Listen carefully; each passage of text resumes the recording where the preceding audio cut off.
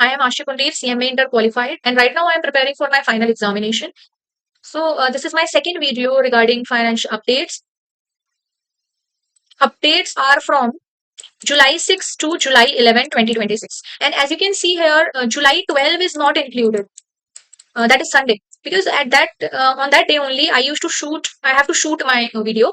That's why it is not included over here. So don't worry about it. I'll be covering Sunday updates on in my next video. Okay. So subscribe to my channel so that you can get early alerts about my videos. Okay. This is a crisp introduction of my videos. If you want detailed explanation regarding my videos, then you can refer to the description provided below, and I have shared with you link of my first video, so you can check it out from there. So let's now begin with our today's session. So these all the topics are being included in my video. So let's start with first one, that is capital market updates. First one is Sensex. Sensex gains 827.57 points in percent 1.08. Okay. So it closes at 77,569.39 on July 10th. Okay. And what are the key drivers of this change, of this gain?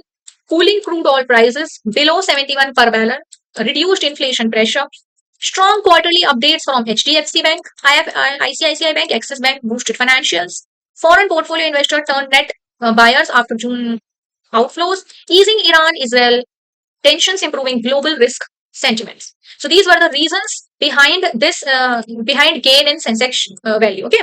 So it has increased, it has gained points. Okay. I have already explained you about Sensex and Nifty in my first video, so you can check it out from description. Link is in the description. Okay, so you can check it out. I have explained you in detail about Sensex, Nifty, points. Okay, so you can check it out. Okay, so now Nifty 50. Nifty 50 जो है, that has gained. Nifty 50 has gained 244.11 points. It has increased by 1.02%. Okay, what is the reason? Main reason is IT sector. Main reason, IT sector. Rebound led to Infosys, TCS, HCL Tech. Okay. Then reality stock surged on strong domestic demand. Monsoon revival lifted rural demand outlook. Positive global cues from US tech rally and lower bond yields. Nifty IT has also gained by 1.96%. Tech-led rally after easing US rate concerns. Value buying in Infosys. AI-driven optimism. Nifty 50 index surged 4.64% on Thursday, marking its best day in months. Then next, Nifty Bank. Nifty Bank has also gained by 1.39%. Healthy credit growth. Improved deposit growth across major lenders.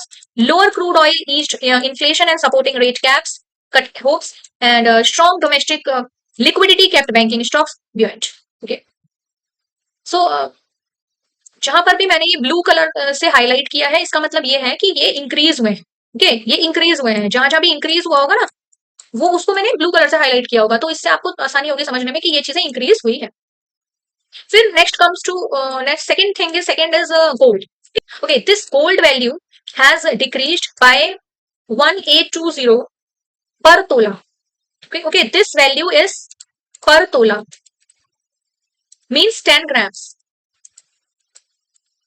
Okay, and it has decreased. Now let's come to the third indicator, that is USD and INR, means exchange rates. Okay, these are what? These are exchange rates. So exchange rate has decreased by 0.07%.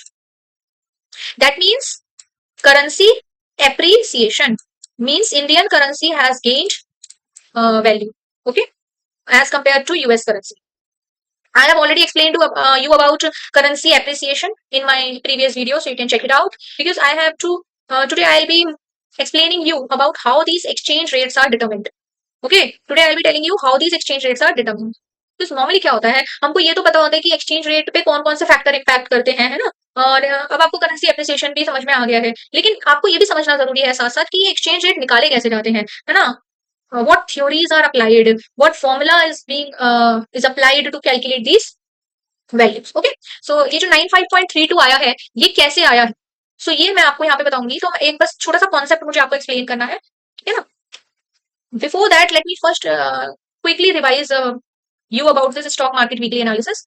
Market performance Sensex की increase हुई है, जैसे आप ये देख सकते हो, यहाँ पे वही सारी चीजें हैं जो मैंने आपको मेंशन करी है, तो आप एक बार क्विक रिवाइज कर सकते हो। फिर ये टॉप गेनर्स और टॉप लूजर्स की यहाँ पर लिस्ट है, that you can check. And फिर यहाँ पे ऑयल प्राइसेस जो है 6% से अप गए हैं, गोल्ड प्राइसेस डाउन गए हैं, रूपी एंड टेक रैली, तो ये सब चीजें आप देख सकते हैं। लोअर बॉन्ड यील्ड्स के, फिर आईटी सेक्टर में सबसे ज्यादा ग्रोथ देखी गई है, and real estate number second पे आता है, third shipping and last is FMCG. Okay, तो मार्केट सेंटिमेंट क्या है, मिड कैप सर्च कर रहे हैं धीरे धीरे, एंड वॉलेटिलिटी धीरे धीरे ईज होती जा रही है जैसे जैसे ना, तो वॉलेटिलिटी जो है धीरे धीरे धीरे धीरे कम होती जा रही है। ओके, तो first of all let me tell you what is mid cap and small cap funds, है ना, because here it is discussed. Mid cap and small cap funds क्या होते हैं, है ना, वो भी आप लोगों को पता होने चाहिए। तो मिड कैप और स्मॉल कैप फंड्स मैं आपको यहाँ पे डिस्कस करवा देती हूँ फटाफट। So these are categories of equity mutual funds that invest in companies based on their market capitalization as defined by SEBI. तो यहाँ पर क्या होता है, हम ना कंपनीज का क्लासिफिकेशन कर देते हैं on the basis of their market capitalisation. Market capitalisation का सिंपल मतलब है कि कोई भी कंपनी की मार्केट में क्या वैल्यू चल रही है। इसका जो अगर आप कंप्यूटेशन जानना चाहते हो कैसे होता है, तो वो होता है मार्केट प्राइस पर share into number of shares outstanding, number of shares outstanding. तो इस तरीके से इसका कंप्यूटेशन होता है इफ यू वांट, ठीक है ना। तो मार्केट कैपिटलाइजेशन के बेसिस पे हम कंपनी को मिड कैप और स्मॉल कैप बताते हैं। तो कैसे ये डिटर्मिनेशन होता है, जो मिड कैप होते हैं वो 101 टू 250 के बीच में जिन कंपनीज की रैंक होती है वो मिड कैप की कैटेगरी में जाते हैं। ये मीडियम साइज होते हैं and but still growing firms. Small cap fund जो होते हैं they are rank between below 251, means 251 या 251 से नीचे जिनकी रैंक जा रही है वो स्मॉल कैप फंड में जाते हैं। ऑफन न्यूअर और emerging news with high growth potential but higher volatility. Okay, तो सेबी ने कह दिया है कि mid cap funds must invest at least 65 of their assets in equity instruments of mid cap companies, and small cap funds must invest at least 65%। ये मतलब mandatory SEBI ने बोला हुआ है, तो एक बार देखूंगी। अब अब मैं आपको, जैसे मैंने अभी बोला कि मैं आपको थ्योरी समझाऊंगी कि कैसे एक्सचेंज रेट निकलता है, तो आप बस ध्यान से सुनते जाएंगे मैं क्या बोलूंगी और आपको समझ में आ जाएगी पूरी थ्योरी। तो ये जो थ्योरी है इसका नाम है परचेजिंग पावर पैरिटी। ये थ्योरी हम अप्लाई करते हैं एक्सचेंज रेट्स को डिटरमिन करने के लिए। It is being developed by Swedish economist Gustav Cassel in 1918. It states that price levels should be equal worldwide when expressed in the common currency. It ignores, इसमें आप ध्यान रखना है, ट्रांसपोर्टेशन कॉस्ट, टैरिफ, कोटास, ये सब चीजें इसमें consider नहीं की जाती हैं, ठीक है ना। तो ये सारी चीजें इसमें कंसिडर नहीं होंगी। ओके, अब मैं जो बोलूंगी बस ध्यान से सुनते जाना, तो सबको समझ में आएगा। देखो, ये है इंडिया और ये है यूएसए, ठीक है। इंडिया में लेट से कोई एक शर्ट है, ठीक है ना, जो 180 रुपीज की है इंडिया में, ठीक है, और वही same shirt, okay, same shirt US में 100 रुपए की है। ओके, और जो इन्फ्लेशन चल रहा है इंडिया में वो चल रहा है 3%, और मतलब सॉरी, यूएस में जो इन्फ्लेशन चल रहा है वो 3% चल रहा है, इंडिया में जो इन्फ्लेशन चल रहा है वो 3.33% चल रहा है। तो क्या आप एक्सचेंज रेट प्रेजेंट का निकाल सकते हो, आज का एक्सचेंज रेट निकालने में तो कोई प्रॉब्लम नहीं आनी चाहिए। क्यों? क्योंकि यूएसए और इंडिया के प्राइजेस आपको दे रखे हैं, तो आप क्या करोगे, आप सिंपली बस इन दोनों को इक्वल कर दोगे, इन दोनों को इक्वल कर दोगे। ओके, कैसे, $100 इज इक्वल टू 180 रुपीज। तो $1 किसके बराबर होगा, 1.8 रुपीज।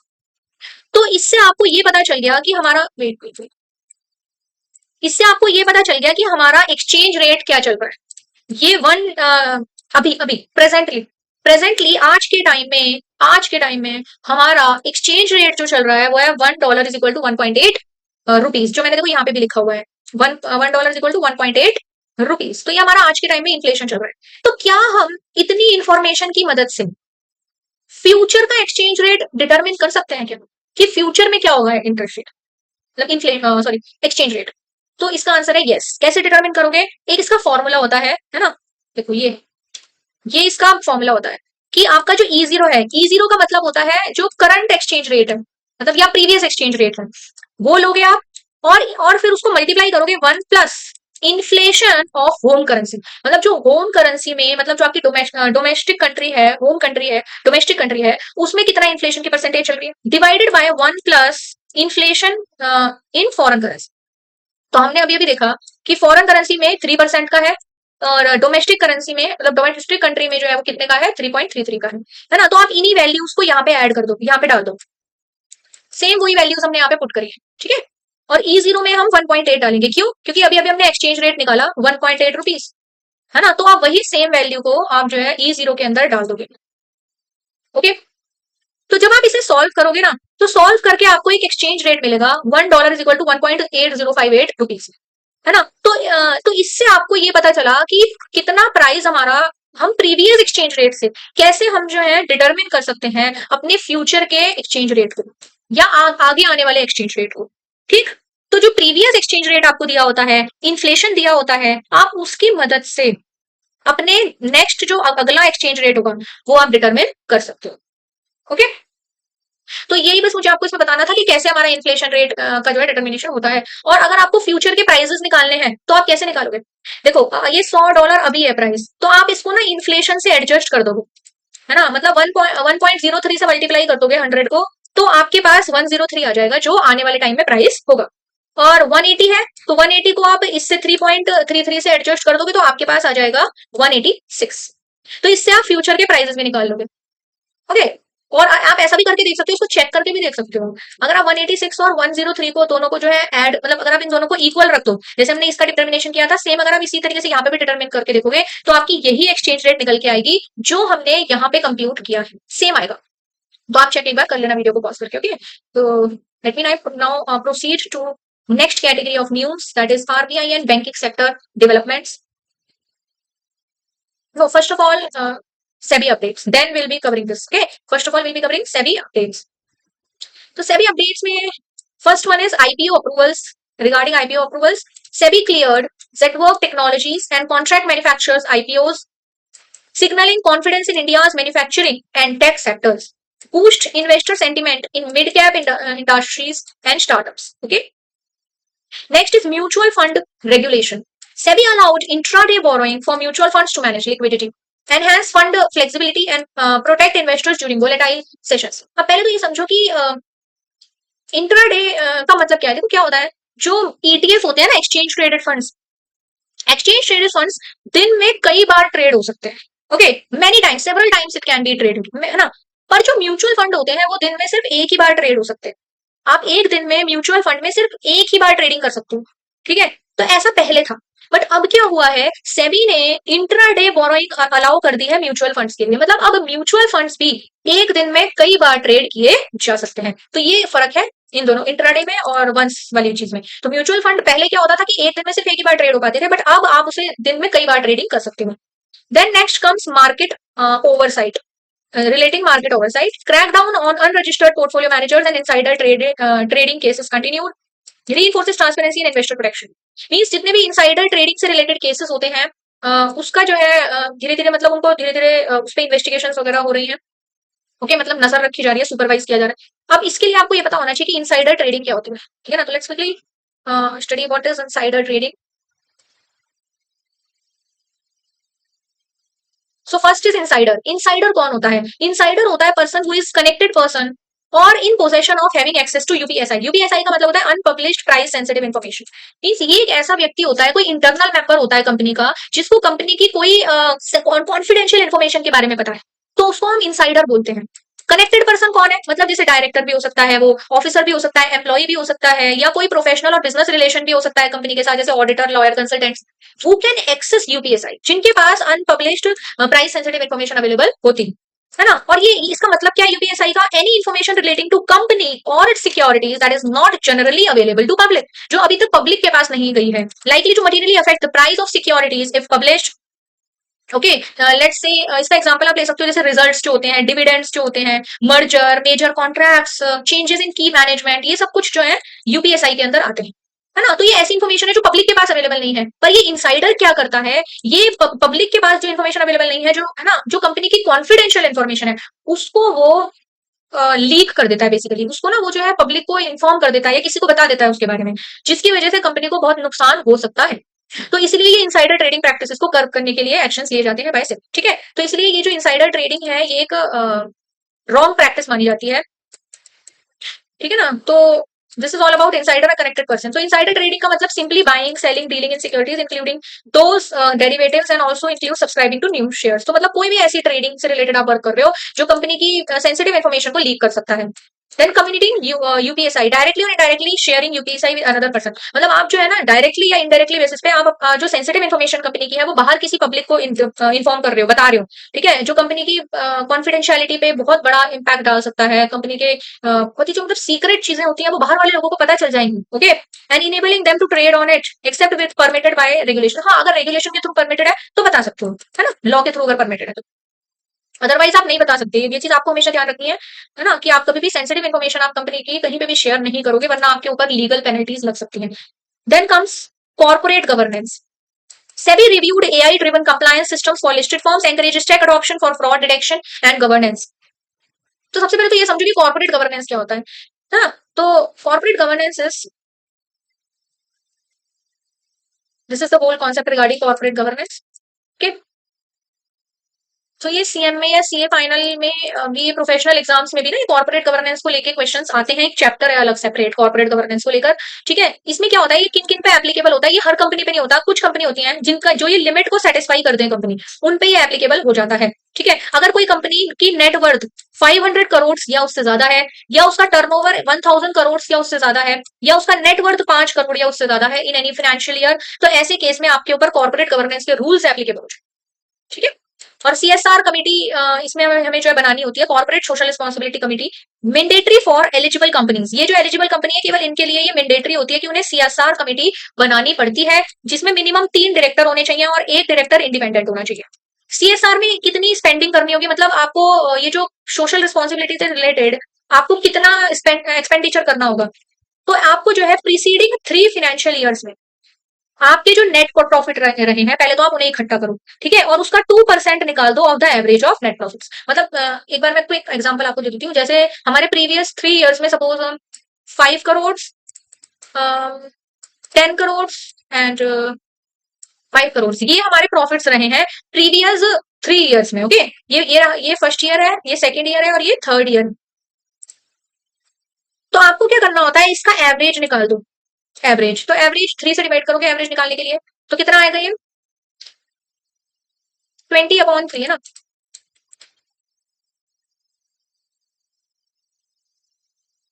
ये इसको 6 ले लो क्योंकि थोड़ा सिंप्लिसिटी हो जाएगी कंप्यूटेशन में, वरना पॉइंट में आंसर आ जाएगा, इसको 6 ले लेते हैं जिससे कि ये 21 हो जाएगा, है ना, ये जो है हमारा हो जाएगा 21, तो ये 7 हो गया crore.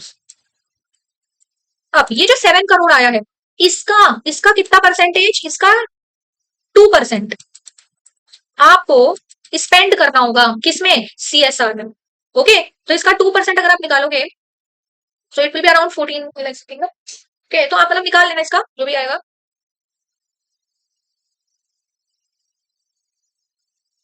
It will be 14 lakh as per my calculation, okay. तो आप मतलब देख लेना जो भी इसका आंसर आएगा, आपको मतलब इतना, आपका कहने का मतलब कि आपको इतना स्पेंड करना पड़ेगा ऑन सीएसआर, सीएसआर पे आपको इतना स्पेंड करना पड़ेगा अगर सीएसआर की एप्लीकेबिलिटी आपके ऊपर है, okay. And then CSR policy and reporting, board report must include CSR policy, मतलब जो भी board report board of directors वगैरह प्रिपेयर करेंगे उसमें सीएसआर की पॉलिसी होनी चाहिए, कंपोजिशन होना चाहिए सीएसआर कमेटी में, कितने कितने कितने लोग हैं, इंडिपेंडेंट कितने हैं, ओके, इसे कितना आपने स्पेंड किया है, अगर कोई आपने अमाउंट स्पेंड नहीं करी है तो उसका रीजन बताओ और उसको कैसे आप यूटिलाइज कर रहे हो, और जितना भी अनस्पेंड अगर आपका कोई सीएसआर है तो वो आपको एक स्पेसिफाइड फंड में ट्रांसफर करना पड़ता है, अगर आपका कोई ऐसा सीएसआर का एक्सपेंडिचर है जो आपने अभी तक नहीं किया है तो आपको वो जो है आपका कहाँ पे ट्रांसफर करोगे, एक स्पेसिफाइड फंड होता है वहां पे आपको ट्रांसफर करना होता है। This is all about corporate governance provisions, okay, ये सारे प्रोविजन कंपनीज एक्ट के अंदर बताए गए, ओके, ओके। अब आते हैं investor education, new campaign launched on risk awareness in small cap funds aims to curb speculative retail participation. Basically ये सिर्फ एक इन्वेस्टर को एजुकेट करने के लिए, इन्वेस्टर्स की एजुकेशन के लिए किया गया है कि रिस्क की क्या रिस्क एप्लीकेबल होता है, कितना रिस्क होता है, या उसके रिलेटेड इन्फॉर्मेशन की रिस्क कैसे असेसमेंट वगैरह किया जाए इन स्मॉल कैप फंड्स, तो उसमें हम कैसे अपना रिस्क का असेसमेंट करेंगे, रिस्क से रिलेटेड जो भी इन्फॉर्मेशन है वो दी जाएगी। तो ये इन्वेस्टर एजुकेशन से रिलेटेड बात है कि रिस्क से रिलेटेड इन्फॉर्मेशन यहाँ पर प्रोवाइड की जाएगी ताकि जो स्पेक्युलेटिव रिटेल पार्टिसिपेशन होने लगते हैं उनको खत्म किया जा सके, है ना। ऐसा ना हो कि आप जो है इन्वेस्टमेंट जो है बिना सोचे समझे कर रहे हो, है ना, तो हर चीज को ध्यान में रखते हुए, रिस्क को ध्यान में रखते हुए इन्वेस्टमेंट करनी है, तो वो सब चीजों के लिए यहाँ पे बेसिकली इन्वेस्टर एजुकेशन लगाया गया। तो क्विकली रिकैप ले लेते हैं SEBI updates. IPO approvals, Zetwerk and contract manufacturer IPO cleared boost for manufacturing and tech sector. Mutual fund liquidity, intraday borrowing allowed enhanced liquidity management. Market oversight, crackdown on unregistered PMs, tackling insider trading, AI and governance, AI-based compliance systems improving corporate governance, investor awareness, risk in small cap funds, educating retail investors. सो जो mid cap inflows हैं वो 26% हो गए हैं और बढ़ रहे हैं एंड 12,000 करोड़ आईपीओ पाइपलाइन में आया है एंड एआई अडॉप्शन राइज कर रहा है, काफी एआई को अडॉप्ट करा जा रहा है। तो this is all about SEBI updates. Now let's move toward RBI and banking sector developments. Okay, first news is HDFC bank governance कि दैट एमडी जो है, मतलब मैनेजिंग डायरेक्टर जो है Shashidhar Jagdishan addressed the abrupt exit of Chairman Atanu Chakrabarti, calling it challenging event. External law firms found no governance lapse. मतलब external law ने ऐसा मतलब बताया है कि इसमें गवर्नेंस पे कोई भी इसका इम्पैक्ट नहीं पड़ा है, मतलब इससे कोई गवर्नेंस पे हार्म नहीं पड़ रहा है, कॉर्पोरेट गवर्नेंस पे इसका कोई हार्म नहीं है ना। तो एब्रप्ट एग्जिट कर दिया है चेयरमैन ने from HDFC bank. It reinforces confidence in HDFC bank's corporate governance and leadership stability. Okay, क्योंकि उनको कह दिया गया है कि इससे उनकी कॉर्पोरेट गवर्नेंस पे कोई इंपैक्ट नहीं पड़ रहा है, तो उसके रिलेटेड इनके ऊपर कोई फाइन या पेनल्टी वगैरह नहीं लगता। देन ऑपरेशनल एफिशिएंसी से रिलेटेड है क्या कि HDFC bank redeployed staff to customer facing roles as tech efficiencies improved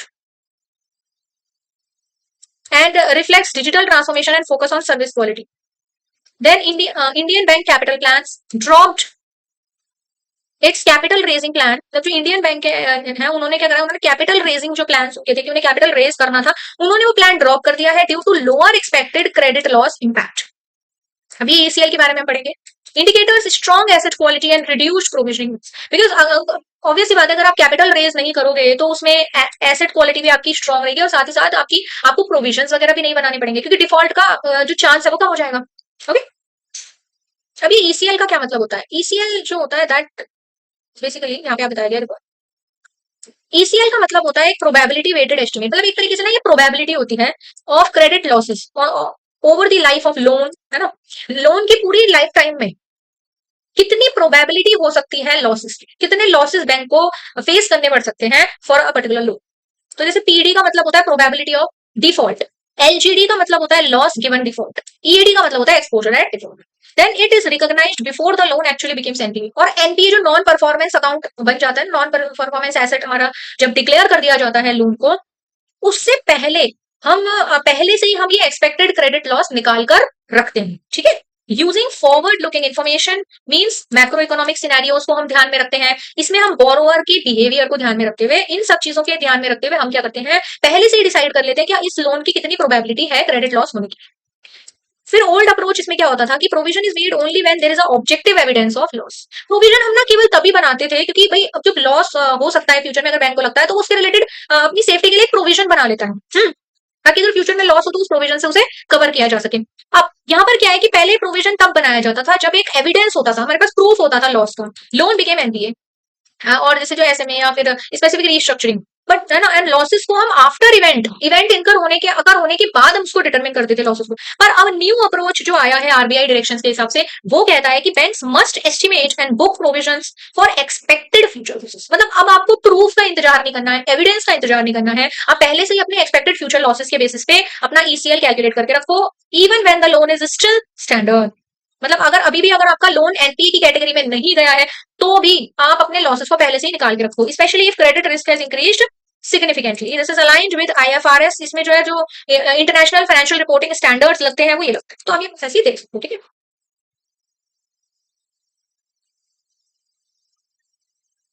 then Kotak Mahindra bank strategy plans acquisitions alongside organic growth, मतलब ये एक्विजिशंस करने की प्लानिंग कर रहा है। सिग्नल्स कंसोलिडेशन ट्रेंड कि ये प्राइवेट बैंकिंग जो है ना कंसोलिडेशन की तरफ बहुत ज्यादा बढ़ रही है ना, तो वो यहाँ पे ट्रेंड जो है शो हो रहा है।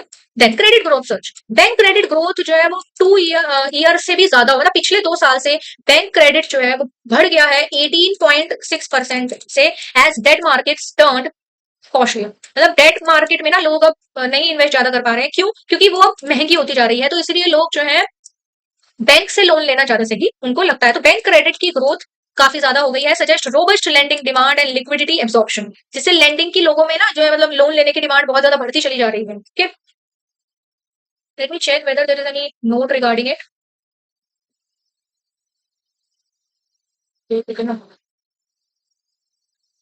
Okay, then RBI appointment. RBI ने अप्रूव कर दिया है Mahesh M Pai as new MG of South Indian Bank. Okay, तो आपका एक टास्क मैं यहाँ पे आपको दे रही हूँ। ओके, कि आपको पता करना है कि ओल्ड एमडी कौन थे, मतलब इससे पहले कौन एमडी थे साउथ इंडियन बैंक के, वो आपको पता करना है। It strengthens the leadership continuity and regulatory oversight. Then PSU Bank overview. Finance Minister Nirmala Sitharaman to meet PSU Bank heads to review foreign currency deposit mobilization. कि कितनी foreign currency हमारी India में डिपॉजिट हो रही है उसका पता लगाने के लिए, उसको रिव्यू करने के लिए, चेक करने के लिए फाइनेंस मिनिस्टर जो है वो पब्लिक सेक्टर अंडरटेकिंग्स जितने भी बैंक हैं जो पब्लिक सेक्टर के अंदर आते हैं उनको रिव्यू करेगी, उनको चेक करेंगी। तो it boost forex inflows and रूपी pressure. Then comes private credit expansion. NPS Trust Chief projected India's private credit industry could reach 100 billion by 2050. ये एक प्रोजेक्शन है, ठीक है ना, कि 2050 तक हम लोग 100 बिलियन तक रीच कर जाएंगे इन प्राइवेट क्रेडिट केस में। प्राइवेट क्रेडिट का बेसिकली मतलब होता है जब हम कोई अनरिकॉग्नाइज्ड सोर्स से लोन लेते हैं ना, तो उसको हम प्राइवेट क्रेडिट बोलते हैं। ओके, जब मतलब कोई अनरिकॉग्नाइज्ड जो मतलब एरिया होते हैं जैसे other than banks financial institutions, तो अगर आप ऐसी जगहों से लोन लेते हो, जैसे अगर सपोज अगर आप अपनी किसी फैमिली से लोन ले रहे हो या फिर आप लोन ले रहे हो किसी रिलेटिव से, मतलब इस तरह से आप लोन ले रहे हो या किसी और लेंडर से ले रहे हो जो कि मतलब स्पेसिफाइड कोई इंस्टीट्यूशन नहीं, तो उसको हम प्राइवेट क्रेडिट बोलते हैं ना। तो it highlights growing alternative debt market potential. Then DBS bank India, it reported 49% profit jump on lower cost, है ना, इनकी जो है ना कॉस्ट बहुत लो हुई है जिसकी वजह से प्रॉफिट इनका बहुत ही तेजी से ऊपर गया है। And better asset quality reflect strong foreign bank performance in India. तो ये फॉरेन बैंक जो है इंडिया में बहुत ही अच्छा परफॉर्म कर रहा है, ठीक है ना। तो ये एक ओवरव्यू ले लेते हैं whatever we have done.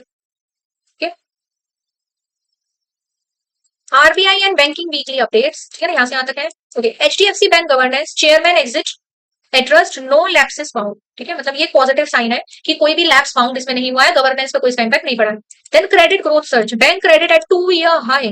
Then Indian bank update, capital raise plan drop, ECL impact reduce.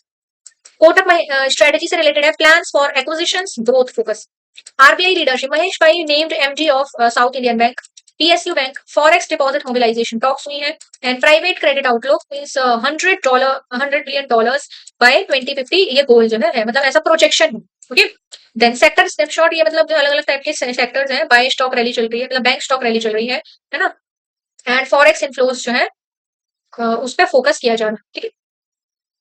अब आगे बढ़ने से पहले ना मैं आपको एक चीज और बताना चाहती हूँ, वो न्यूज में नहीं है बट मैं आपको अलग से बताना चाहती हूँ, आरबीआई के रेट्स। ओके, ये मैं कोशिश करूंगी मैं आपको हर वीडियो में इसको बताऊं, ठीक है। तो आपको पता होना चाहिए कि repo rate, reverse repo rate, bank rate, CRR और एसएलआर करंट रेट क्या चल रहे हैं। तो रेपो रेट जो है वो चल रहा है हमारा 5.25%, जो अनचेंज रहा है, मतलब ठीक है ना। RBI maintain the status quo to balance inflation, inflation को प्रोटेक्ट करने के लिए उसको किया गया है growth and indicates a cautious strength and global volatility. Then reverse repo rate, reverse repo rate मतलब उल्टा होता है, ठीक है। देखो, रेपो रेट का मतलब होता है कि जब आरबीआई कमर्शियल बैंक्स को लोन देता है ना, तो उसके बिहाफ में वो रेट चार्ज करता है, तो वो रेट जो होता है उसे रेपो रेट कहा जाता है। रिवर्स रेपो रेट का मतलब है उल्टा, मतलब इट इज रिवर्स। मींस इसमें क्या होगा, आरबीआई के पास कमर्शियल बैंक डिपॉजिट करेंगे और उस पर आरबीआई इंटरेस्ट देगा, तो reverse repo rate is opposite. तो 3.35% है। तो it is liquidity absorption continues है, मतलब धीरे धीरे लिक्विडिटी, इनका फोकस है कि वो लिक्विडिटी को क्या करना चाहते हैं, एब्जॉर्ब करना चाहते हैं फ्रॉम मार्केट, ठीक है। And banks encourage to lend more as credit demand increases. तो बैंक्स को इससे जो है एक एनकरेज होते हैं बैंक्स की वो ज्यादा से ज्यादा लेंड करें। डिमांड जो है बहुत ज्यादा राइज करती जा रही है, जैसा अभी हमने न्यूज में भी देखा कि क्रेडिट की जो डिमांड है वो बहुत ज्यादा बढ़ती जा रही है, लोन लोगों को लोन की रिक्वायरमेंट लोगों की बहुत ज्यादा बढ़ती जा रही है। तो इसीलिए ये जो रिवर्स रेपो रेट है बैंक आरबीआई ने बदला नहीं है, वो सेम ही रखा है, ठीक है ना, ताकि जो क्रेडिट की डिमांड है वो कमर्शियल बैंक फुलफिल कर सके, ठीक है। देन बैंक रेट जो है वो है 5.5% एंड इट मिरर्स, ये reflects overall borrowing cost for banks, है ना, मतलब इससे ये पता चलता है कि मतलब कितनी overall borrowing cost bank carry करते हैं। तो मतलब ये इतना इंपॉर्टेंट नहीं होता है वैसे, mainly repo rate, reverse repo rate का। Then CSR sorry CRR and SLR, CRR और एसएलआर 4.5% इसका रेट है, तो बैंक जो है वो पार्क करेगा 4.5% of deposits with RBI, liquidity जो है एडिक्वेट रहेगी। देन एसएलआर जो स्टैट्यूटरी लिक्विडिटी रेशियो होता है, मतलब ये डिपॉजिट्स आते हैं उन पे 18% बैंक अपने पास रख लेता है ताकि वो एक तरीके से गवर्नमेंट सिक्योरिटीज को प्रॉपर तरीके से मेंटेन कर सके एंड सपोर्ट फाइनेंशियल स्टेबिलिटी, ताकि अगर फ्यूचर में फंड की बैंक्स को रिक्वायरमेंट हो, कमर्शियल बैंक्स को, तो उनको वो उसको फुलफिल कर सके। तो इसको मैं थोड़ा सा आपको एक्सप्लेन कर देती हूँ। जैसे ये सपोज ये कोई पब्लिक है ना, लेट्स से ये पब्लिक है और ये बैंक है, ओके। अब जो है ना ये बैंक के पास आया और इसने डिपॉजिट किया अमाउंट, है ना, पब्लिक बैंक में डिपॉजिट करती है अमाउंट। तो जब बैंक के पास वो अमाउंट आ गई, लेट्स से ये अमाउंट है, ठीक है, ये बैंक के पास अमाउंट आ गई जो लोगों ने डिपॉजिट किया। अब क्या करना होता है, बैंक का ये काम होता है कि बैंक इस अमाउंट का कुछ परसेंट आरबीआई को देना होता है और कुछ परसेंट जो है वो सेल्फ मतलब अपने पास रखना होता है, ठीक है। अगर हम इन रेट्स के हिसाब से देखें तो जो आरबीआई को डिपॉजिट किया जा रहा है वो है 4.5%। तो 4.5% फंड्स हम आरबीआई को डिपॉजिट कर देंगे और अपने पास हम 18% रखेंगे, ताकि ये जो पैसा है ये फ्यूचर में अगर बैंक जो है बैंक में कोई सपोज इंसॉल्वेंसी जैसी प्रॉब्लम्स बैंक फेस कर रहा है ना, उसके पास फंड्स प्रॉपर नहीं है, लिक्विडिटी प्रॉपर नहीं है, तो वो जो है इन फंड्स का यूज करके अपनी लिक्विडिटी को मैनेज कर सकता है। इसीलिए बैंक्स को भी अपने पास कुछ परसेंटेज जो है डिपॉजिट करके रखनी पड़ती है और कुछ परसेंटेज आरबीआई को देनी पड़ती है एज पर रूल, ठीक है ना। तो मैंने बस ये एक्सप्लेन कर दिया है आपको, ठीक है ना। नेक्स्ट टाइम से मैं आपको सिंपली बताऊंगी कि क्या क्या होता है, okay. Okay, now let's come to economic indicators. So first one is GDP growth. GDP growth हमारी 6.6% चल रही है एज पर एडीबी प्रोजेक्शन फ्रॉम 6.9, मतलब पहले 6.9 थी, अब वो हो गई है 6.6। तो trimmed due to high energy prices and global uncertainty war है, तो ये डिक्रीज हुआ है ना। डिक्रीज में मैंने ये वाला रेड कलर का इस्तेमाल किया है, तो जहां जहां भी डिक्रीज हुआ है मैंने उसमें रेड कलर लगाया हुआ है, ओके। देन नेक्स्ट है इन्फ्लेशन आउटलुक। इन्फ्लेशन का ऐसा है कि हमारी 5.1% हमारी जो है इन्फ्लेशन चल रही है, जो कि इंक्रीज हुई है 0.2% से। And RBI raise projection citing oil and monsoon risk, क्योंकि ऑयल और मॉनसून का रिस्क बहुत ज्यादा बढ़ता चला जा रहा है। तो डिमांड में भी हमने पढ़ा है कि अगर हमारी जो सप्लाई है अगर वो हमारी डिक्रीज कर जाती है ना, तो ऐसे में हमारे जो प्राइस होते हैं वो क्या करते हैं, हमारे इंक्रीज कर जाते हैं। मतलब लॉ ऑफ डिमांड नहीं, law of supply, okay. Law of supply में आपने ये चीज देखी होगी कि सप्लाई के कम होने से प्राइसेस क्या हो जाते हैं, हमारे बढ़ जाते हैं। तो इसीलिए क्योंकि आने वाले टाइम में मॉनसून का रिस्क देखने को मिला है, तो उससे सप्लाई कम हो जाएगी क्रॉप्स की, जिसकी वजह से हमारे प्राइसेस फ्यूचर में क्या होंगे, राइज होंगे।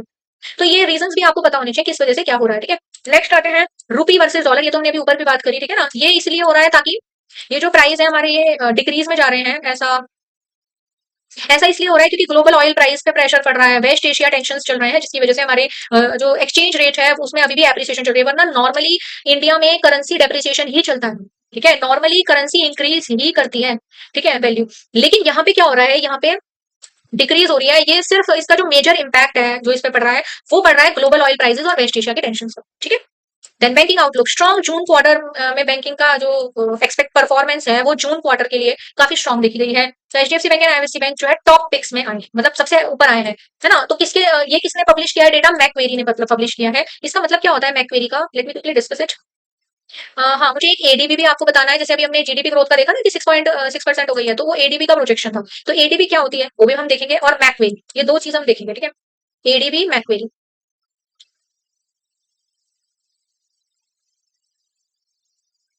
एडीबी का मतलब होता है एशियन डेवलपमेंट बैंक। इसकी फुल फॉर्म हमने देखी ली, एशियन डेवलपमेंट बैंक। तो it is a multilateral development finance institution जो कि मनीला फिलीपींस में इसका हेडक्वार्टर है। इसका मेजर ऑब्जेक्टिव है सोशल एंड इकोनॉमिक डेवलपमेंट करना एशिया एंड पैसिफिक रीजन में, poverty reduction, sustainable growth, and it provides loans, grants, equity guarantees, offer technical assistance and supports projections in energy, transport, education and these were the sectors, okay. And इसके अंदर member जो है वो Asia Pacific से countries हैं and कुछ non regional advance economies भी हैं इसके अंदर, जैसे यूएसए, यूके, जर्मनी, इस तरीके की बड़ी बड़ी कंट्रीज भी इसकी एक मेंबर है, ओके। तो this is ADB, Asian development bank. फिर मैकवेरी। मैकवेरी बेसिकली एक banking and financial services conglomerate है, जिसको जो एक ऑस्ट्रेलिया का लार्जेस्ट इंफ्रास्ट्रक्चर बैंक माना जाता है, ओके। एंड इसकी क्या बिजनेस ये करता है, ये एसेट मैनेजमेंट करता है, इंफ्रास्ट्रक्चर रियल एस्टेट से रिलेटेड, ठीक है, banking and financial services provide करता है, personal banking, business banking, wealth management, commodities and global markets में डीलिंग करता है, फाइनेंसिंग में, रिस्क मैनेजमेंट में, ट्रेडिंग और मैक्वेरी कैपिटल मतलब advisory, debt equity financing, project financing भी करता है। एंड इसकी जो की स्ट्रेंथ है वो है कि ये ग्लोबल लीडर है in infrastructure finance and investment, मतलब ये जितने भी इंफ्रास्ट्रक्चर को लेकर इन्वेस्टमेंट किए जाते हैं उनकी फाइनेंसिंग की जाती है, ठीक है, वो उसमें सबसे ग्लोबल लीडर में ये आता है। तो रोड से related port energy.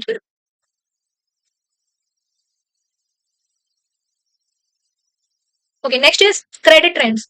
Personal loans की जो अमाउंट है वो ज्यादा देखी गई है as compare to credit cards, मतलब लोग क्रेडिट कार्ड से ज्यादा लोग पर्सनल लोन्स को ज्यादा महत्व दे रहे हैं, ठीक है, तो ये एक तरीके से प्रेफर्ड चॉइस है फॉर फर्स्ट टाइम बोरोवर्स। जितने भी पहली बार जो लोग बोरो करते हैं मनी, उनके लिए वो ज्यादा महत्व क्रेडिट कार्ड को नहीं देते, ठीक है ना, क्योंकि वो थोड़ा उनको रिस्की लगता है कि वो पेमेंट कराएंगे, पर ये पर्सनल लोन को वो ज्यादा महत्व दे रहे हैं, ठीक है, तो ये एक शिफ्ट आया है पर्सनल लोन्स की तरफ। तो ये जो डेटा पब्लिश किया है ये सिविल ने किया है, CIBIL, ठीक है। अब इसको हम देखते हैं कि सिविल क्या होता है क्विकली।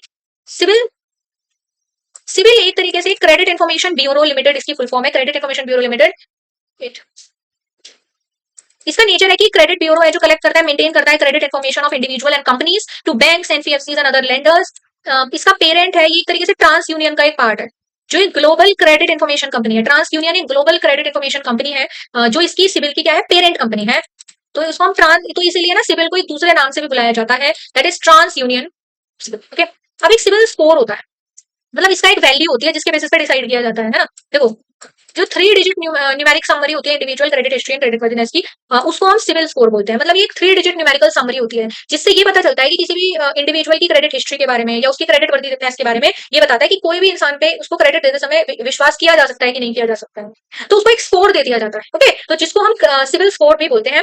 ये 3 डिजिट न्यूमेरिकल समरी होती है, इसकी रेंज होती है 300 से लेकर 900, जितना ज्यादा ये होगा वो बेटर होगा। ओके, और टिपिकली जो गुड स्कोर है वो 700 प्लस माना जाता है, और अगर आप 900 के पास चले जाओ तो फिर वो तो एक्सीलेंट माना जाएगा।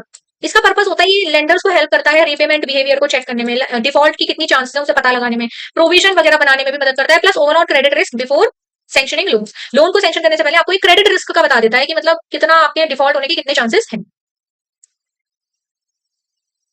Then FDI inflows, Alphabet draw 1/3 of India's FDI in 2025।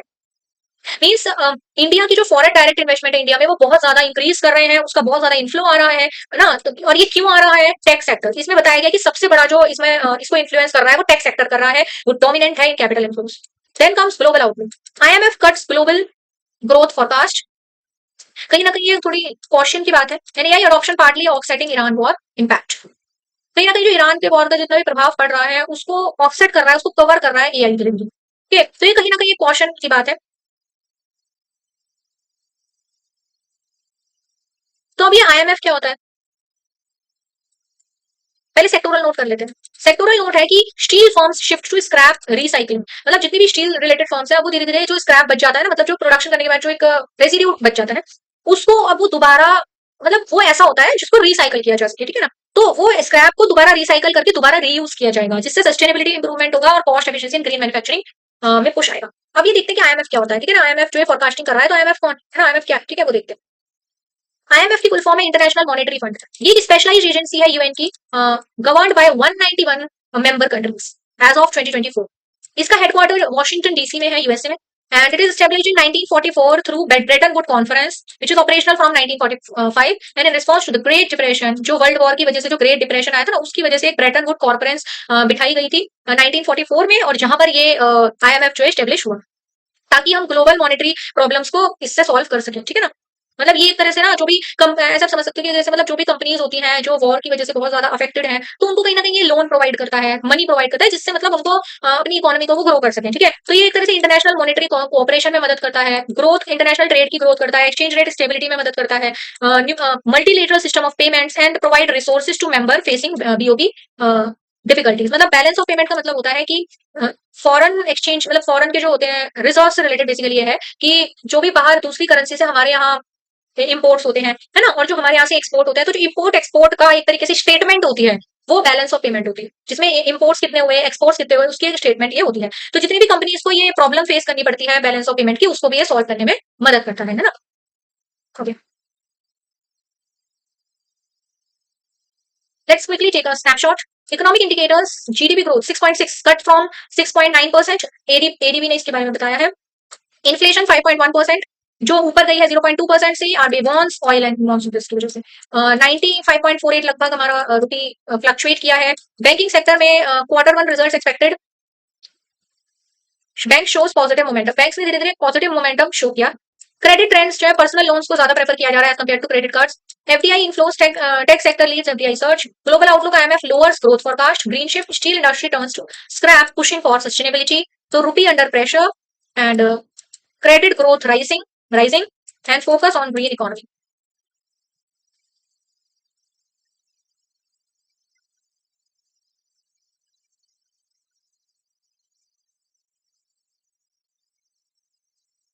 Okay, now next one is corporate updates. Corporate updates में पहला है वी मार्ट रिटेल से related. Companies fold back discounts एमिड cost pressure, क्योंकि उनकी कॉस्ट बहुत ज्यादा बढ़ती जा रही है, जिसकी वजह से कंपनी ने डिस्काउंट देना कम कर दिया है. एंड प्रोडक्ट की जो मतलब बेसिकली जो प्रोडक्ट्स है ना वो भी उनके बहुत कम है, ठीक है ना, जिसकी वजह से वो बहुत ज्यादा रेवेन्यू जनरेट नहीं कर पा रहे हैं. तो ऐसे में उन्होंने डिस्काउंट जो है वो थोड़ा कम कर दिया देना. तो एग्रेसिव प्रमोशन से वो मार्जिन प्रोटेक्शन की तरफ बढ़ रहे हैं. Then Google India, Delhi high court refuse to stay trademark infringement ruling involving Hindware. ये एक केस है, ठीक है, मैं बताऊंगी अभी. Then legal scrutiny over search result display and brand confusion. तो ये एक ना गूगल इंडिया और हिंडवेयर के बीच में एक है dispute.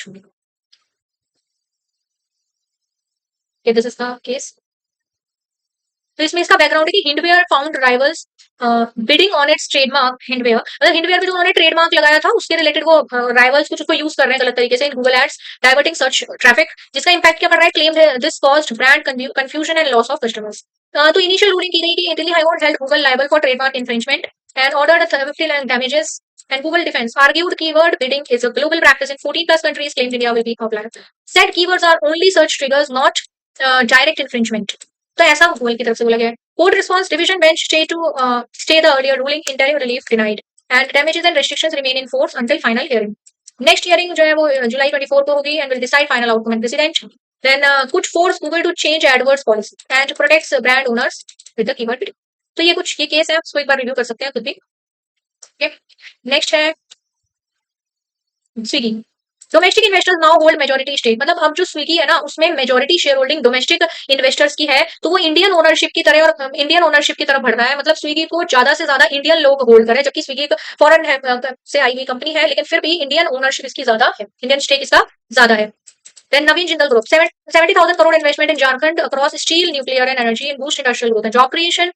Then next is Atelier Expressions and Khoa. Atelier Expressions acquired majority stake in Delhi luxury mithai brand Khoa, expands footprint in premium Indian confectionery market. Okay. Next है HSBC. So Indian business optimism weakens due to margin pressure and global uncertainty. तो Indian business जो है ना उसके related जो positive attitude होता था ना वो कहीं ना कहीं वीक होता हुआ दिखाई दिया है as per HSBC survey. Firms scaling back hiring and focus on our Indian capex. तो एचएसबीसी सर्वे, एचएसबीसी क्या है ना, मतलब एचएसबीसी का क्या मतलब है, क्या कॉन्सेप्ट है वो देखते हैं, है ना. HSBC is basically one of the world's largest banking and financial service organization with deep roots in international trade and a strong presence in Asia, Europe and other countries. And it is basically stood for the Hong Kong and Shanghai Banking Corporation. Now the group is officially HSBC Holding PLC. तो इसका headquarter London और UK में है. And it is founded in 1865 in Hong Kong to finance trade between Europe and Asia. Operates in about 56 countries and territories, serving around 41 million customers. Okay. तो HSBC का सर्वे जो है उसके थ्रू ये बात बताई गई. Then next comes IBBI. IBBI एक रेजोल्यूशन बोर्ड है जो इंसॉल्वेंसी से रिलेटेड मैटर्स देखता है, इंडिविजुअल्स के भी, कंपनीज के भी और फर्म्स के भी, ठीक है. तो एक तरह से एक ये कंसोलिडेटेड बेसिकली रूल्स हैं जो इंसॉल्वेंसी के ऊपर बात करते हैं, ठीक है. अभी देखेंगे इसका क्या मतलब होता है, पहले न्यूज देख लो. Extended deadline for filing forms of personal guarantors to insolvent firms. मतलब यहाँ पे डेडलाइन जो है वो थोड़ी बढ़ा दी गई है. डेडलाइन जो है वो सितंबर 30 कर दी गई है for form submission. Personal guarantors जो होते हैं ना इंसॉल्वेंट फर्म्स के, पर्सनली कोई गारंटर होते हैं कि हम इस फर्म को गारंटी दे सकते हैं, तो मतलब उसके रिलेटेड जो फॉर्म्स जमा किए जाते हैं उसकी टाइम लिमिट सितंबर 30 कर दी गई है. Relief for insolvency professionals facing technical issues. क्या होता है कि कभी जैसे इंसॉल्वेंसी प्रोफेशनल्स जब अपना काम कर रहे होते हैं इसमें, है ना, वर्किंग कर रहे होते हैं, तो उन्हें बहुत सारे टेक्निकल इशूज का सामना करना पड़ता है. तो इसकी वजह से, एक्सटेंशन की वजह से उन्हें उससे फायदा मिलेगा. Then flash. तो पहले पढ़ लेते हैं IBBI के बारे में. पहले हम IBBI के बारे में देखते हैं. IBBI मींस इसकी फुल फॉर्म है insolvency and bankruptcy board of India. मतलब it is statutory register established under insolvency and bankruptcy code to oversee and regulate insolvency procedures and the insolvency profession in India. इसका ये है, इसका basic profile है insolvency and bankruptcy board of India, basically इसकी full form है, and it is established on 1 October 2026 under IBC 2016 section act. Okay, इसका legal status की statutory body है। स्टैट्यूटरी बॉडी का क्या मतलब है कि वो एक्ट ऑफ पार्लियामेंट के हिसाब से बनाई गई है, मतलब पार्लियामेंट में इसका एक्ट पास हुआ है तब जाके बॉडी एग्जिस्टेंस में आई है। एंड इसकी पेरेंट मिनिस्ट्री है एमसीए, मतलब ये किस मिनिस्ट्री के अंदर आता है, ये मिनिस्ट्री ऑफ कॉर्पोरेट अफेयर्स के अंदर आता है। इसका हेडक्वार्टर न्यू दिल्ली में है। ठीक है, तो ये ना हमारे सब्जेक्ट, अगर कोई प्रोफेशनल एग्जाम दे रहा है तो उसके लिए भी आईबीबीआई की नॉलेज होना बहुत जरूरी है उन लोगों के लिए भी। ओके, तो ये इसलिए इंपॉर्टेंट है। इसके ऑब्जेक्टिव्स क्या होते हैं कि ये क्या करता है, इसका सबसे बड़ा ऑब्जेक्टिव क्या है ये कि मतलब जितनी भी प्रोसीडिंग्स होती है ना इनको बहुत शॉर्ट बना देता है। मतलब एक टाइम बाउंड रेजोल्यूशन पास करता है, मतलब लगभग कुछ ऐसा होता है 180 डेज का कुछ टाइम लिमिट होता है ना, कि मतलब मैक्सिमम 180 डेज के अंदर अंदर ये सारा प्रोसीजर को वाइंड अप कर देता है इंसॉल्वेंसी से रिलेटेड। ठीक है, जिससे टाइमली बेसिस पे बैंकरप्ट जो फॉर्म्स होती है वो टाइमली बेसिस पे रिकवर कर सकती है। ओके, तो maximise value of assets of distressed debtors and promote entrepreneurship, availability of credit and credit discipline, balance the interest of all stakeholders, debtors, employers, investors and the economy. So this is all about IBBI. Then comes to Flash Sports and Media. Appointed BCCI CEO, BCCI जो है ना, उसका एक CEO appoint किया गया है राहुल जोहरी to its board. Okay, तो it strengthens leadership for global credit media expansion. अब देखो BCCI के बारे में थोड़ा सा देख लेते हैं, जिनको स्पोर्ट्स में इंटरेस्ट होगा उसको पता होगा BCCI क्या होता है। तो देखो बीसीसीआई एक बोर्ड है of control for credit in India, basically ये एक नेशनल गवर्निंग बॉडी है for credit in India. And इसका स्टेब्लिश हुआ था दिसंबर 1928 में, registered as private autonomous society under Tamil Nadu societies registration act, and इसके हेडक्वार्टर मुंबई महाराष्ट्र में है। ये एक इंटरनेशनल क्रेडिट काउंसिल का और साथ में एशियन क्रेडिट काउंसिल का भी मेंबर है। इसकी फंक्शन है कि मेन वुमेन और जो मतलब अंडर 19 नेशनल टीम्स होती है उसके रिलेटेड शेड्यूल करती है मैचेस को कि कब मैचेस किए जाएंगे, एंड डेवलपमेंटल साइट्स की होती हैं लाइक इंडिया ए इंडिया बी, इस तरीके से मतलब कुछ डेवलपमेंटल साइट्स होती हैं। देन ऑर्गेनाइजेस डोमेस्टिक टूर्नामेंट्स जितने भी होते हैं, Ranji trophy, Duleep trophy, Vijay Hazare trophy, Syed Mushtaq Ali trophy, and इसके मेजर लीग्स भी होते हैं जैसे आईपीएल है, डब्ल्यूपीएल है। Okay, control selection coaching and anti corruption, जितनी भी एंटी जो डोपिंग एंटी डोपिंग इन्फ्रास्ट्रक्चर से एक्टिविटी होती है, and widely regarded as a wealthiest cricket board in the country with huge revenue. Okay, तो ये आप रेट कर सकते हो। एंड नेक्स्ट आता है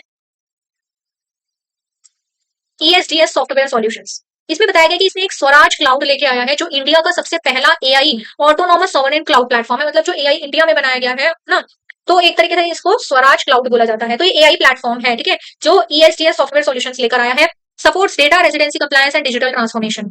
तो ESDS, let me quickly go through it.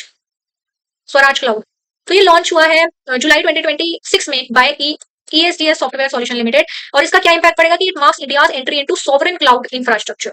इसका नेचर है कि एआई प्लेटफॉर्म है एंड ऑटोमेट करता है department compliance monitoring, and it runs on ESDS owned servers in tier 3 certified Indian data centres Mumbai, Nashik, Bengaluru, Mohali, and ensures full Indian jurisdiction and control. It aligns with DPDP act and RBI cloud, मतलब जितने भी regulation इसके related होते हैं ये उसको comply करता है, and guarantees 100% Indian data residency and regulatory adherence. AI features prompt to production solution generator, GPU enabled MLOps, मतलब जितनी भी इस तरीके की AI से रिलेटेड टेक्नोलॉजी होती है वो इसमें है, and support enterprises in AI modelling and secure operations, and it reduces reliance on foreign cloud providers, strengthens network security and digital sovereignty, keeps sensitive workload within India, lowers forex outflows। And इसमें कौन कौन इसके users हैं, BFSI, government, health care, ये सब इसका use करते हैं। रेगुलेटरी मतलब जितने भी इंडस्ट्रीज है वो इसका यूज करेंगे। Okay, means localised mandates and compliance. Okay, next is corporate revenue trends. कि Q1 revenue reached a 2-year peak driven by price hikes and strong exports, growth in autos, FMCG sectors. Okay, next is CEA versus Anantha Nageshwaran. ये मतलब वो एक case है, and it urged industry to invest in skilling and innovation. ये मतलब कहते हैं कि आपको इंडस्ट्रीज को कहते हैं, ये फोर्स करते हैं इंडस्ट्री को, फोर्स तो नहीं मतलब बेसिकली उनको इंसिस्ट कर रहे हैं कि मतलब आपको अब सीरियसली आपको अब जो है एआई में स्किलिंग करना बहुत जरूरी है। ये बताते हैं इनोवेशन करना, स्किलिंग करना बहुत ज्यादा जरूरी है। It encourages to move from cost based to capability based models. आपको कॉस्ट बेस्ड मॉडल्स से अब कैपेबिलिटी बेस्ड मॉडल्स की तरफ बढ़ना पड़ेगा। ओके, तो सीए वर्सेस अनंथा, ये आप देख लीजिए फटाफट से इसको। इसमें क्या है कि ये इंडिया से जीसीसी सेक्टर है जो मतलब एक ग्लोबल, आप सिंपली ऐसा समझो कि एक ग्लोबल पावर हाउस है एक तरीके से, but it's sustainability depends on continuous innovation and skilling. मतलब क्या है कि हमारा इंडिया वैसे तो बहुत बड़ा पावर हाउस है इंडिया में, है ना, काफी बड़ा सेक्टर है, पावर हाउस है इंडिया, लेकिन लेकिन हम लोगों को बहुत ज्यादा जरूरी है कि हम इनोवेशन करें, ज्यादा ज्यादा स्किलिंग में अपना स्पेंड करें। ओके, तो AI is both a threat and an opportunity. Routine jobs may vanish but advanced roles in AI design, governance, deployment will expand. The government has laid the groundwork with tax certainty and expansion frameworks, but industry must drive capability building. तो इनका main focus यही है कि capability को हमें build करना है, skilling को इंप्रूव करना है। तो Nageswaran warning is clear. Standing still means losing ground. Moving up the value chain ensures India remains the hub for innovation. तो बस ये इसमें बात की गई है. Then comes Gautam Adani Group से related है कि Adani to file affidavit in US court regarding investment agreements and legal compliance step amid ongoing case. Okay, तो ये केस के बारे में देख लेते हैं थोड़ा सा ऐसी overall. And this is only for educational purposes. Okay.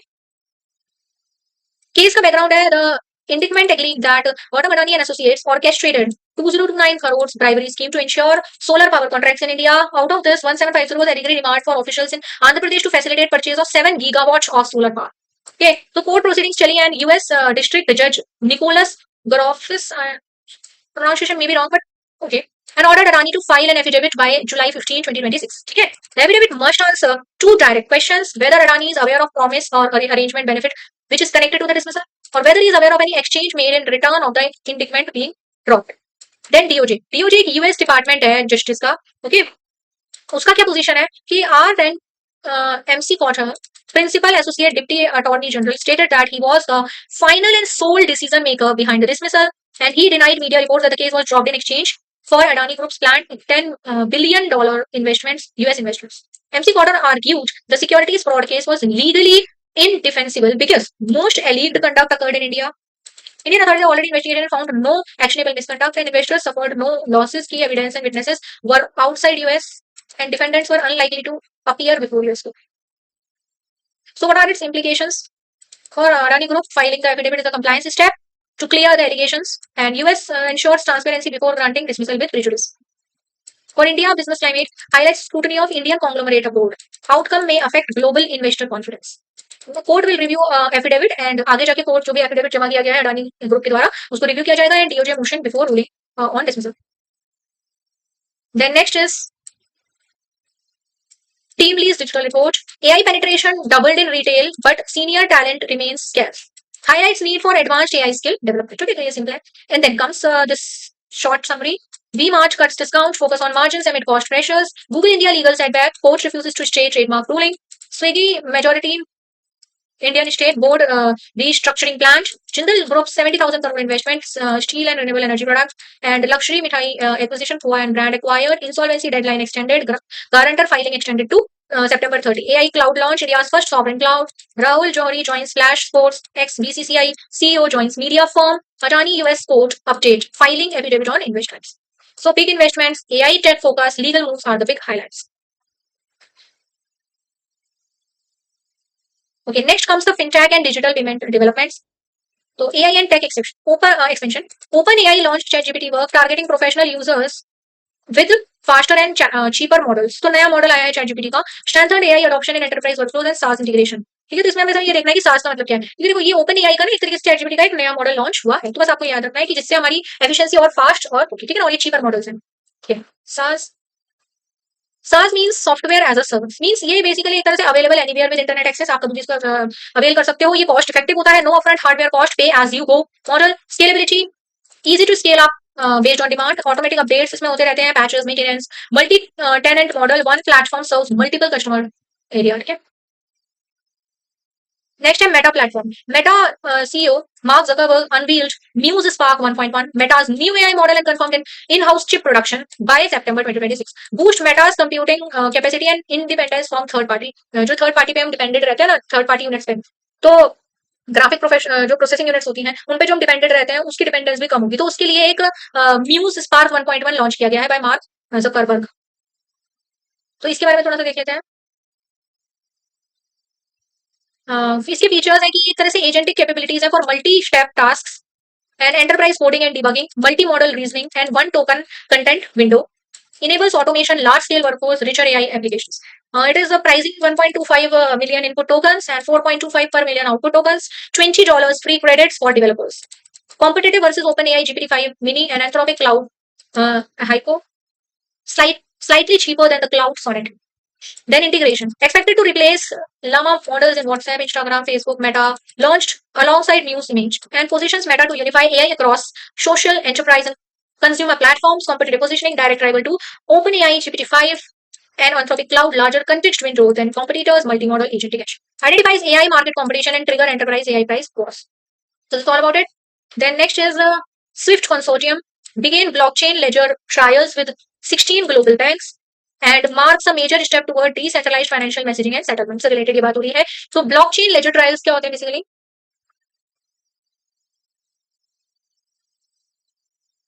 इसका मतलब होता है कि ये बेसिकली जो स्विफ्ट ब्लॉकचेन ट्रायल्स है ना, ये लॉन्च हुए हैं जुलाई 9 2026 में. एंड इसका मेजर जो पर्पस है वो है कि it enable banks to issue tokenised deposits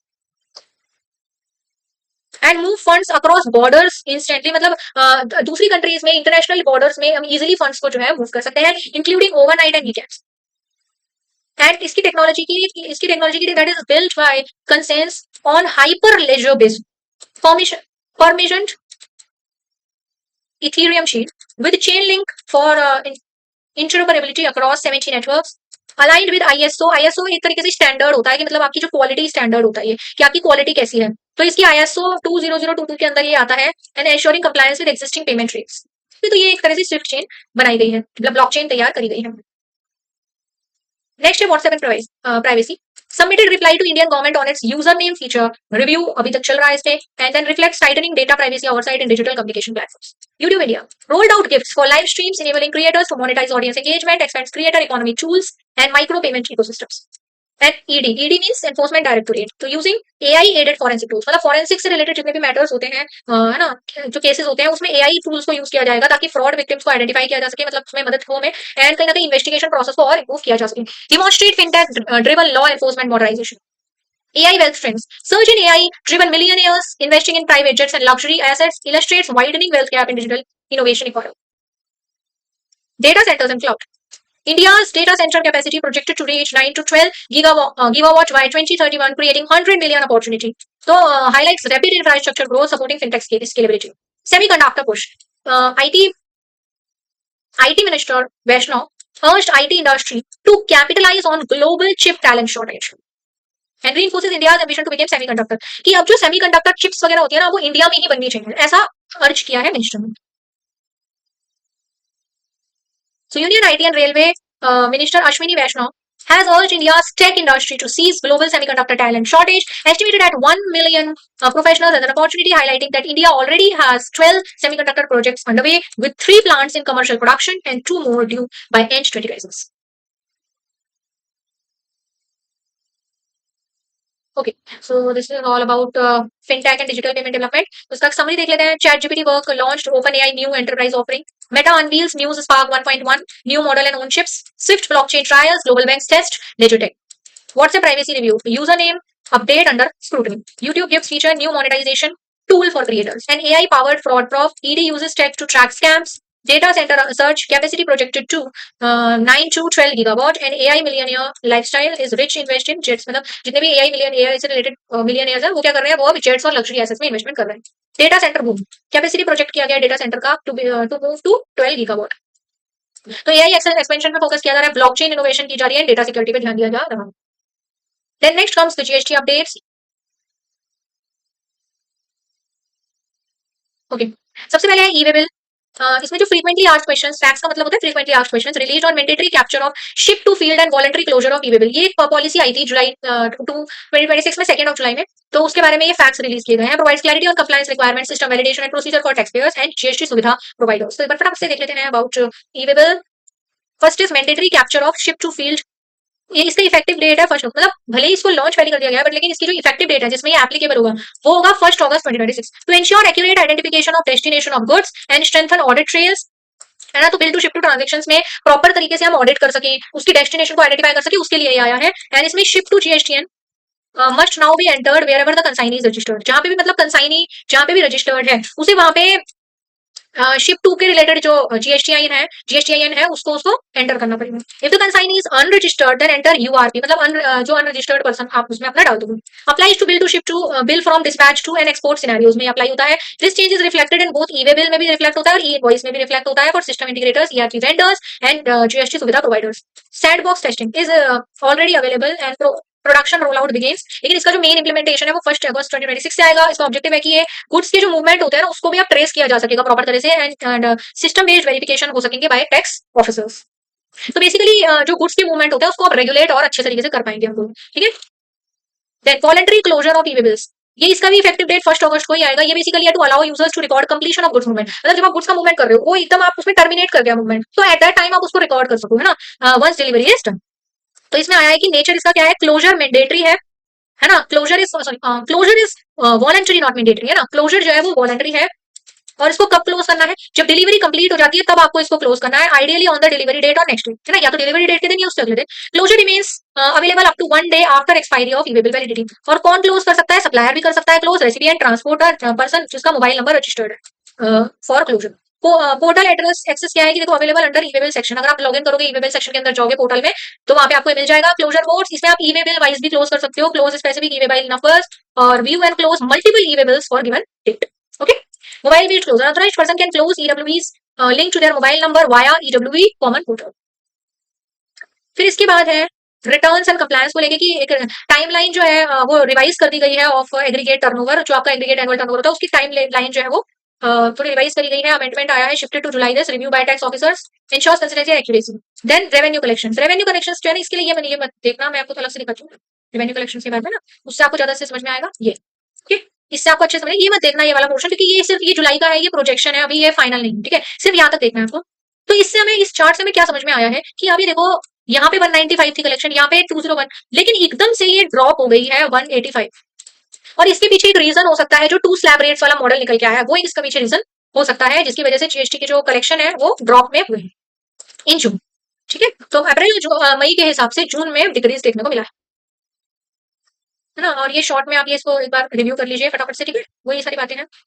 then next comes to income tax updates. अब हम इनकम टैक्स, ये लास्ट अपडेट है हमारा, ठीक है, इसमें आते हैं फटाफट। ये नोटिफिकेशन नंबर है, ये बस आप ऐसे ही देख लो, इसको लर्न करने की जरूरत नहीं है। इसकी डेट है जुलाई 10 2026 में आया है ये basically new CBDT procedural update है कि मतलब इट बेसिकली इसमें बताया जा रहा है कि डिटेल्स जो पेंडिंग है उसकी पब्लिकेशन यहाँ पे हो रही है, and expected to refine compliance reporting and departmental workforce, है ना, तो ये एडमिनिस्ट्रेशन से रिलेटेड। फिर एक एडमिनिस्ट्रेटिव सर्कुलर भी आया है, स्ट्रीमलाइंस इंटरनल प्रोसेसिंग एंड तो ये भी जुलाई 10 में है। तो ये दोनों ये दोनों अपने प्रोसीजर से एडमिनिस्ट्रेशन से रिलेट करते हैं।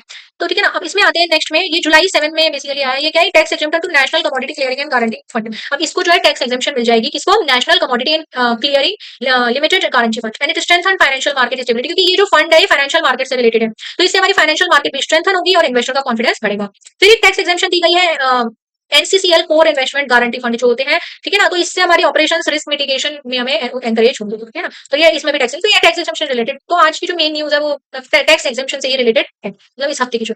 Then Telangana pollution board are notified for tax purposes, मतलब अब जो है ना, जो पहले तेलंगाना पॉल्यूशन बोर्ड जो है ना उसको उस पे टैक्स पर्पसेस के लिए उसे कंसिडर नहीं किया जाता था, बट अब से तेलंगाना पॉल्यूशन कंट्रोल बोर्ड को भी टैक्स पर्पसेस से कंसिडर किया जाएगा ताकि हम एनवायरमेंटल गवर्नेंस कर सकें। ओके, तो जुलाई 6 2026 में आया।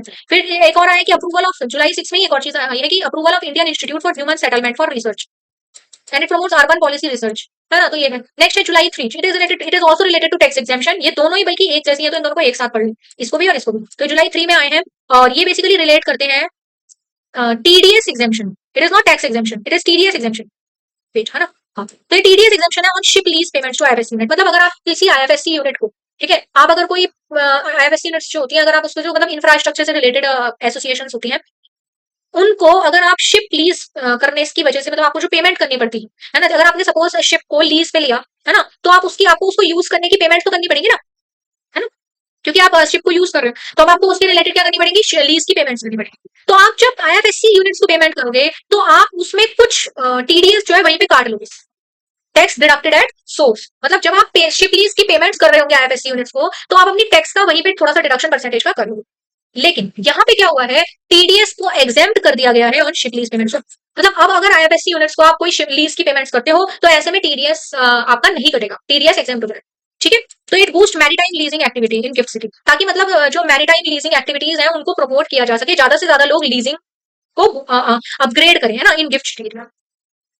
देन यहाँ पे जो है बेसिकली एक और है सेम, मतलब इसी की तरह ही है नेचर इसका भी, कि ये टीडीएस एग्जेम्पशन है और एयरक्राफ्ट लीज, मतलब देखो अब सिंपली अगर मैं बोलूं कि अगर आप शिप या फिर एयरक्राफ्ट से रिलेटेड अगर आप लीज पेमेंट्स करते हो आईएफएससी यूनिट्स को, तो ऐसे केस में टीडीएस एग्जेम्प्ट हो जाए, है ना, तो इससे फायदा ही होगा कि हमारा मैरीटाइम एक्टिविटी इंप्रूव होगी, साथ में aviation finance and global leasing competitiveness भी हमारी इंप्रूव होगी। तो ये दोनों काफी हद तक सिमिलर सी मतलब रिलेटेड टू आईएफएससी होंगी। अगर आपको इसकी डिटेल में आपका ये टास्क मैं आपको दे देती हूँ कि आप जो है आईएफएससी यूनिट के बारे में इन्फॉर्मेशन इकट्ठी करोगे कि आईएफएससी यूनिट क्या होता है।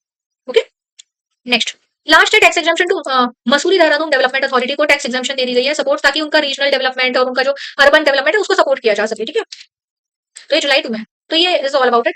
अब हम एक बार देख लेते हैं फटाफट से income tax update this week. तो आप एक बार इसको रिव्यू कर लें। ये नोटिफिकेशन नंबर आप याद कर सकते हैं तो अच्छी बात है, वरना कोई दिक्कत नहीं है।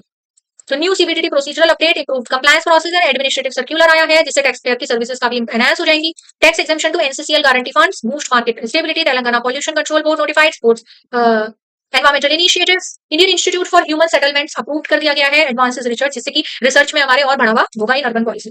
Then TDS exemption on ship and aircraft leasing and TDS exemption on Mussoorie Dehradun authority. ठीक है, तो ये जो है हमारा देखने को मिला है चेंजेस। ओके, अब मैं आपको लास्ट में एक टास्क दे रही हूँ, आपको ये करना है। ठीक है, तो आपको पता करना है जितने भी हमने कंपनी के बारे में या जितने भी बैंक के बारे में हमने अपनी न्यूज में आज डिस्कस किया, उन सब उनके सीईओ एमडी चेयरमैन जो भी उन पे एप्लीकेबल है, आप वो करंट सीईओ एमडी चेयरमैन का पता लगाओगे of all companies highlighted in news. Second है information on TDS exemption for IFSC units, IFSC units का जो टीडीएस एग्जेम्पशन है उसके रिलेटेड भी आप क्या करोगे, इन्फॉर्मेशन इकट्ठी करोगे, जैसे मैंने आपको भी बता भी दिया। So this and up this session, so we will meet on next Sunday or next Monday. Okay, so subscribe to my channel so that you can get early alerts.